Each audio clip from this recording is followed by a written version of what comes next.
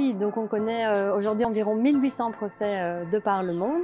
Alors le développement s'est fortement marqué les dernières années, notamment suite à l'adoption de l'accord de Paris et à la fameuse affaire Urgenda. Cependant, le contentieux climatique n'est pas un phénomène neuf. On connaît déjà les premières affaires climat depuis les années 2000. Alors ces procès se répartissent sur tous les continents, on en voit partout, mais ils sont majoritairement concentrés dans les pays du Nord, avec les États-Unis en tête.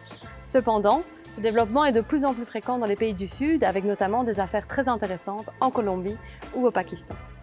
Enfin, c'est principalement les États qui sont attaqués. C'est 75% des cas qui sont dirigés contre des gouvernements. Mais cependant, les acteurs privés, avec en tête les industries pétrolières, sont également de plus en plus tirés en justice. Oui, de plus en plus. Mais s'il ne faut expliquer qu'un cas, c'est celui d'Urgenda aux Pays-Bas. C'est la première fois qu'un État s'est vu condamné pour le manque d'ambition de ses politiques climatiques. C'est totalement historique et ça ouvre la voie à une jurisprudence très intéressante partout dans le monde.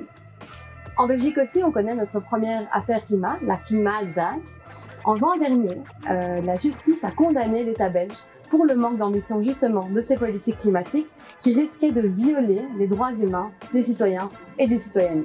Elle a ainsi donné raison aux 60 000 plaignants et plaignantes. C'est un appel très clair à rehausser l'ambition en Belgique et à améliorer les rouages de la gouvernance climatique.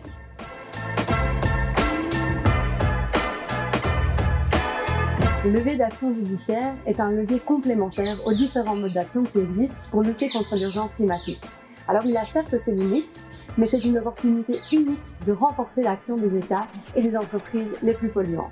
D'une part, au sein des procès, il a par exemple pour avantage unique de permettre aux juges d'objectiver et de rendre beaucoup plus visible la situation des victimes des changements climatiques. Ainsi, le juge se positionne sur la science, par exemple sur les différents rapports du GIEC, et non pas sur l'opportunité économique ou politique de la situation.